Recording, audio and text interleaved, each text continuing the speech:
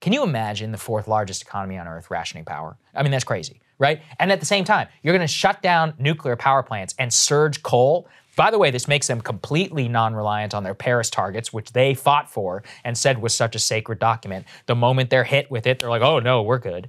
Yeah. It's just, I mean, I can't even get over how stupid this is. And the reason I wanted to tie it to us at home is look at Texas. Texas has all the fossil fuels on the goddamn planet, and yet they're still warning about black. So it's not like it's coming to fruition. That you can frack all you want. We don't have the capacity in order to burn enough natural gas to power the grid. Like, we have got to have something else. Yeah. And wind is not the answer, obviously. I mean, I think that's just like undeniably true. Like, I mean, it really is one of those things where you're like, you gotta trust the science, right? You gotta look at the risks and the trade-offs and what's available right now and be realistic about where we are in terms of technological development.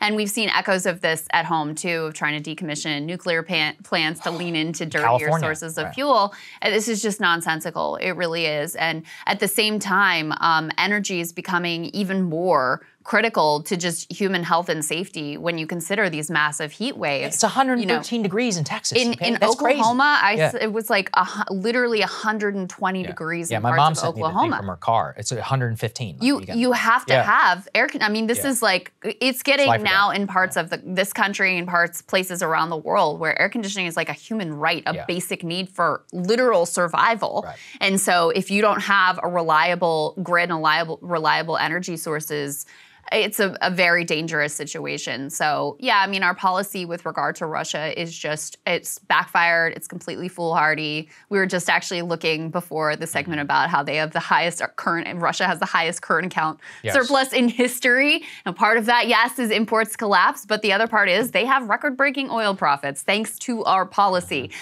We've talked before about how the Indians are happy to buy Russian oil at like a discount and then sell it back to us at a premium. That's what our policy is doing. So this is completely foolish. And actually, in my monologue, I'm going to talk about how the spillover effects around the globe from Sri Lanka and what's happening there to a bunch of developing world nations that are truly, truly in crisis and on the brink. We are already seeing that start to happen. In part, listen, it's Russia's fault they invaded, and I'm not taking culpability away from them, but we have responsibility for how we've responded, and it's been a disaster. Yeah, and that's the thing. If the Germans are worried the Russians are going to cut it off, you think the Russians wouldn't sell them the gas if they needed the money? If you think they're going to willingly take hundreds of billions of euro cut a month just to stick it to the West. That's not what you do from a position. That's when you're not in a position of strength. If they desperately needed the money for the war machine, they would take it. And sure, maybe they can turn it on the field, but they're making such a killing on oil. They don't care. They're willing to weaponize it. And here's the thing. Their strategy is already working. The Canadians buckled. They gave them the turbines. So they've got the infrastructure. They know that they're not actually going to get it cut off, and the West won't really get hit where it hurts. So meanwhile, we're all paying more, and the current program is just such a nightmare. I mean, people really should get ready for the winter.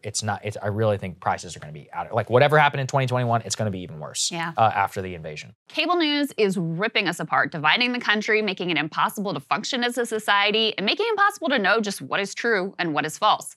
But the good news is they are failing and they know it. That is why we're building something new, a new mainstream, a healthier one, something more trustworthy, something that we are going to need in one of the most pivotal times in American history. We are building up here for the midterms, for the upcoming presidential election, but we need your help. So if you can help us out by becoming a premium member today at breakingpoints.com, we're trying to change America for the better and the entire world. So what are you waiting for, guys? Go to breakingpoints.com and sign up and help us build a new mainstream.